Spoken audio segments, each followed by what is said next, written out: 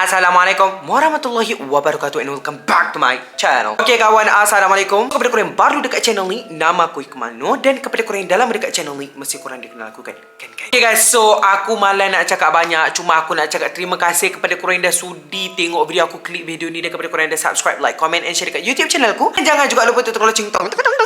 Kalau korang tu lupa nak tekan lonceng tu, kalau aku ada upload video baru nanti korang akan mudah terlepas. So jangan juga lupa untuk follow aku dekat all of my social media platform, dekat Instagram, dekat TikTok, dekat YouTube. Jangan lupa untuk subscribe. Okay guys, so cerita ataupun konten kali ni, korang dah baca dekat thumbnail, korang baca dekat title juga, memang horror lah. So aku dah lama kan tak buat kisah seram daripada fans. Macam tu biasanya kisah seram aku, ataupun kita react benda-benda seram, ataupun kita react video-video seram. So kali ni kita akan react ataupun kita akan bacakan sendiri kisah seram daripada fans aku. So kisah seram fans aku ni aku dapat daripada grup Telegram Iqmal Nations. So aku ada minta diorang hantar dekat aku beberapa cerita seram ringkas untuk aku ceritakan dekat konten kali ni. So korang jangan takut, jangan takut, jangan seram, jangan takut, jangan khawatir. Itu kentut bukan petir.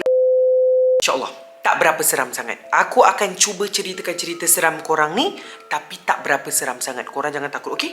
So tanpa basa-basi, jom kita masuk dalam cerita seram. Okay, cerita ringkas seram yang pertama daripada Puteri. Okay, so jom kita bacakan. Cerita dia macam ni. Cerita ni dulu punya lah, yang dulu punya cerita. Dia dekat Cameron Highland. Adalah pasar-pasar macam tu. Dia dekat Cameron Highland ada pasar-pasar yang jual buah-buah, kadang-kadang jual aiskrim, jual coklat. Kejadian ni saya baru nak balik KL. Ni saya dengan family saya nak masuk pasar tu. Sambil tu saya buat video lah. Yalah biasalah kalau kita dekat tempat-tempat luar memang kita nak buat video kan. And saya terrecord something.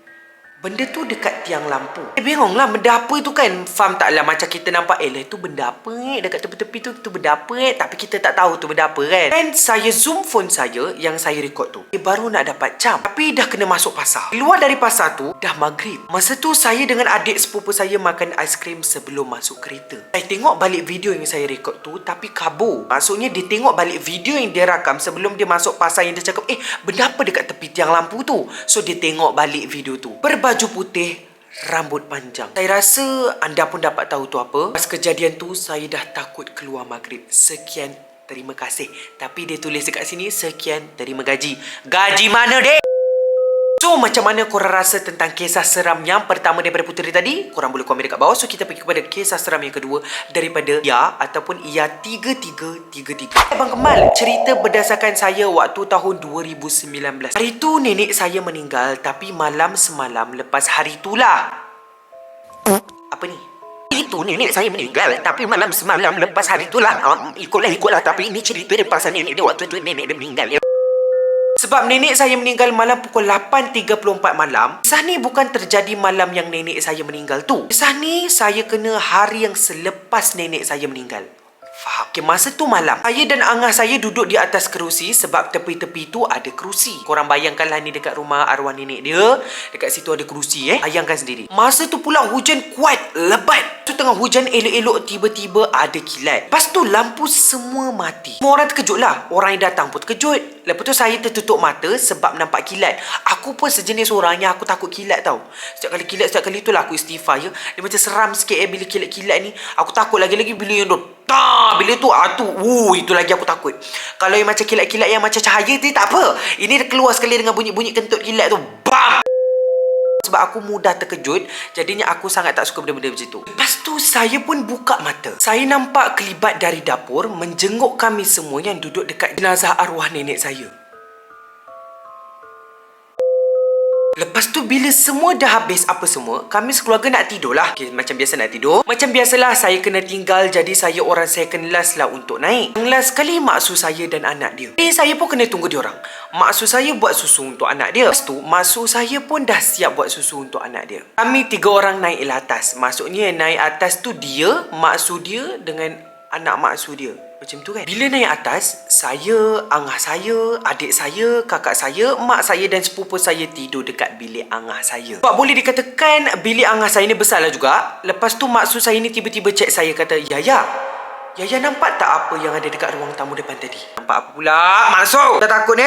Apa maksud? Yaya tak nampak apa-apa. Sebab Yaya terus jalan je. Maksud saya kata, adik kata dia nampak ada benda tengah tengok kita bertiga dekat bawah tadi. Lepas tu dia senyum. Dia nak panggil adik, dia kata sebab tu lah adik tiba-tiba je nak pergi depan. Macam meremang jugalah. Bukan kau je meremang dik, aku pun meremang sekarang ni. Aku duduk sorang-sorang kat rumah ni. Depan aku kamera je. Lepas tu dekat depan lagi ni aku tak tahu benda apa. Budak-budak mana pernah tipu kan? Lagi-lagi umur 4 tahun. Lepas tu pagi pukul 7, saya dan Pak Uda, Mak Uda saya dan sepupu saya pun pergi ke kubur untuk cari tempat kosong untuk dikuburkan arwah nenek saya. Jadi macam tu sajalah cerita dia. Sorry kalau tak seram. Bye Abang Kemal. Untuk aku cerita kali kedua ni okey, seram.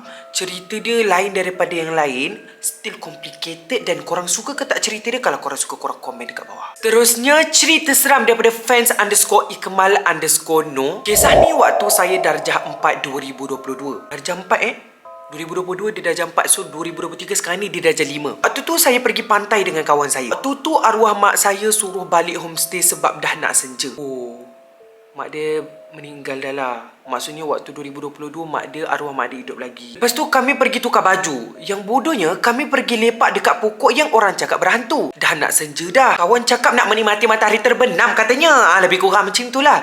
Lepas tu kawan saya cakap besar. Tiba-tiba dia ajak main sorok-sorok. Saya cakap lah mana boleh, dah nak maghrib ni. Lepas tu dia paksa. Saya ikut je lah. Waktu tu abang saya nak join sekali. Nak bagi tahu arwah mak. Waktu tu abang saya yang jadi. Kami pergilah menyorok. Saya nampak kawan saya menyorok dekat hutan. Abang saya dah jumpa saya. Tapi kawan saya tak jumpa. Saya cakap lah dalam hati, mungkin dia kena sorok. Saya bagi tahulah abang saya. Lepas tu kami pergilah cari. Sampai ke dalam hutan tu, kami pun sesat. Waktu tu kami tengah berehat. Saya perasan ada bunyi pelik dan ada kelibat hitam lalu. Abang saya pula pergi tegur, ada bau pelik. Saya cakap jangan tegur. Kami dengar ada orang jerit. Kuat sangat. Tiba-tiba angin kuat. Kami dengar ada orang panggil kami. Rupa-rupanya tu penjaga homestay, penduduk kampung, arwah mak dengan ayah. Mereka dah jumpa kawan saya dalam keadaan pingsan. Tiba-tiba abang saya kena rasuk. Allah Akbar, abang ku pula kena rasuk.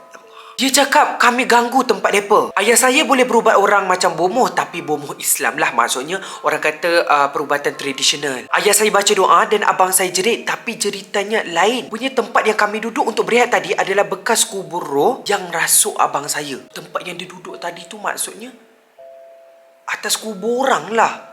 Lepas tu dia duduk atas kubur. Lepas tu roh dia masuk dalam badan abang dia. Lebih kurang macam tu. Lepas ayah saya dah buang semua tu, ketua kampung dekat situ pernah cakap yang dulu waktu roh ni masih hidup, dia adalah bidan dekat kampung tu. Satu hari tu bidan ni kena sihir dan meninggal. Penghantar tu pula tanam dekat dalam hutan. Homestay yang kami duduk tu pula rumah bidan tu. Lepas tu kami balik lepas kejadian tu. Saya harap kisah ni seram lah. Pilihlah cerita ni Abang Kemal. Ya, memang dah terpilih dah cerita ni, dik. Dah masuk dekat dalam YouTube. So, ceritanya dia orang main sorok-sorok. Waktu tu waktu maghrib dah senja. Faham je lah kalau waktu maghrib senja ni memang orang kata memang balik rumah. Sebab waktu tu lah jin dengan syaitan tu berkeliaran dekat luar-luar ni ya. Lepas tu kita pula boleh main sorok-sorok. Memang kena sorok. Lepas tu abang dia dengan dia berehat dekat situ sebab dah tersesat. Abang dia pula duduk dekat atas kubur orang yang dah meninggal. Roh tu pula roh yang jenis tak tenteram. Roh tu dia meninggal dulu sebab dia kena sihir dengan orang. Yang meninggalnya adalah bidan. Bidan ni apa? Dia tolong orang nak bersalin. Dekat kampung biasa dulu-dulu ada bidan lah. Maksudnya macam kan dulu kan orang tak ada banyak sangat kereta kan. Tak boleh nak pergi hospital. Hospital pula jauh daripada kampung. Dulu ada bidan. Bidan ni lah yang tolong sambut anak tu. Lebih kurang macam tu. So bidan ni kena sihir dengan orang. Dan orang tu tanam mayat bidan ni pula dekat pokok tu. Jadilah macam tu. Rasuk abang ni tu pula roh bidan tu lah. So korang rasa macam mana kisah seram ni? Korang boleh komen dekat bawah. Best ke tidak? Seterusnya daripada Puteri Izati. Okey, kisah seram saya ni baby tak seram sangat. Tapi creepy kan? Sebab kena target dengan Cik Ponti. Cik Ponti tu apa? Pontianak. Berlaku dekat camp 10 hari 9 malam. Waktunya sekarang ni dia tengah pergi camp. Camp dia tu berlangsung selama 10 hari 9 malam. Faham Alah macam camp kepimpinan pengawas, camp apa benda lah lebih kurang macam tu. Tapi camp dia ni lama juga 10 hari. Hari keempat malam tu, kita orang ada solo camp. Kena tidur dalam hutan, atas bukit. Ayuh. Aku camp yang 3 hari 2 malam duduk dalam kemah tu pun aku dah takut. Aku dah sengsara ni 10 hari. Lepas tu kena tidur atas bukit pula tu. Tapi disebabkan ribut angin kuat, lepas tu nak hujan semua, pukul 9 kita orang berkemas. Saya siap awal, saya tolong lelaki kemas kemah. Masa tu kawan saya yang dah beratur terjerit-jerit cari saya. So saya gelabah juga sebab kawan saya ni dia ada kelebihan sikit dengan benda mistik. Maksudnya mungkin dia boleh nampak benda tu.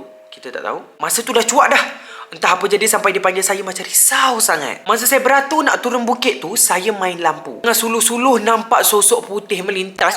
Itu apa pula tu anjing? Lepas tu saya pergi suluh balik. Ada Cik Ponti berdiri sebelah pokok tu. Besar gila. Dan bukan saya seorang nampak, budak grup yang menyembang dengan saya pun nampak. Semua turun pun Cik Ponti ada kat mana-mana tengok saya.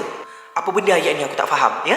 Aku tak faham ayat ni dia. Ini ayat apa ni? Lepas turun semua terus pergi DM ataupun dewan makan. Kawan saya tim lain yang jerit-jerit cari saya tadi cerita, masa saya tak ada dekat kawasan kemah, dia nampak Cik Ponti dekat tempat tu, berdiri dekat tapak kemah saya. So dia risaulah kalau something happen. Masa dia panggil saya, Cik Ponti tu toleh tengok ke arah saya. Maksudnya Cik Ponti tu tahu siapa saya dan dekat mana saya. Kawan saya nampak Cik Ponti tu lama tengok saya dari tapak kemah saya. Lepas tu dia attack saya. Sampai dewan makan, masa nak cuci tangan, nampak lagi dia dekat atas bukit. Saya buat tak tahu. So besar jugalah Pontianak tu ya.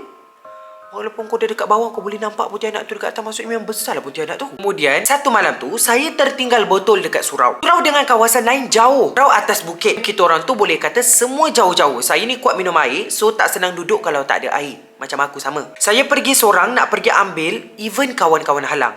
Tapi yang creepy-nya, masa on the way nak pergi surau, masa naik laluan nak ke surau, saya nampak Cik Ponti yang sama berdiri dekat situ. Saya terdiam. Kali ni dia tunjuk muka dia. Saya nampak mata dia yang tenung saya. Yang creepy-nya mata dia tu memang mata biji guli macam mata kucing. Tapi bukan mata kucing. Dia memang bulat, tak ada kelopak. Ayo. Mata bulat tapi tak ada kelopak ya. Macam mana macam ni? Dan tak tahu berapa lama saya berdiri dekat situ, hanya terkedu tengok muka dia yang tak berapa nak lawa tu. Dik, dah memang namanya Pontianak. Takkanlah Pontianak muka macam Ratu Malaya, dik. Tidaklah, dik. Pontianak muka memang macam... Tiba-tiba rasa sesak dada. Saya terus lari pergi dekat pelajar yang berjalan nak ke dewan makan. Adik kawan tak jumpa menangis pula. Sebab yelah banyak kali nampak Ponti ni takutlah juga. Balik dewan makan, terus balik dom. Student semua akan cuci baju lewat malam sebelum tidur. Also saya lah, maksud dia pun cuci baju lewat-lewat malam juga. Masa masuk tandas, saya nampak Ponti atas pokok keluar tandas. Keluar je tandas. Niat nak terus sidai baju, even dah tahu Ponti ada kat situ. Tapi yang kelakarnya, keluar tandas di sebelah pintu. Memang melatah saya masa tu. Terus lari masuk dom. Dom depan tandas je. Saya lari masuk terus pegang Yasin. Cuma tak adalah histeria kena sampuk ke. Sebab wuduk ada lagi kot. Macam tu Alhamdulillah lah tak kena benda-benda lainnya. Sebenarnya itu mungkin kali terakhir kena attack. Tapi banyak kali sampai last day pun nampak je Cik Ponti ni. Cik Langsui, jeng hitam lah, ular macam-macam saya nampak. Cuma dengan Cik Ponti seekor ni je saya kena ganggu. So macam mana korang dengan cerita yang kali keberapa yang kita tengok ni? Korang rasa seram ke tidak? Kalau korang rasa seram, korang boleh komen dekat bawah. Kalau korang rasa tak seram, korang boleh juga komen dekat bawah. Korang sampai sini dulu cerita seram fans kita. Kalau korang nak lagi, korang boleh komen dekat bawah. Kalau korang ada cerita seram yang best-best, korang juga boleh komen dekat bawah atau boleh DM aku dekat Instagram, okay? Cerita kita ataupun apa yang kita buat hari ni adalah hiburan semata-mata. Jangan ambil serius dan aku minta maaf kalau aku ada terkasar bahasa. Okay guys, semoga korang sentiasa berada di dalam lindungan dan rahmat Allah SWT. Semoga kita berjumpa di dalam konten-konten seram, horor atau konten-konten yang akan datang. So, bye-bye.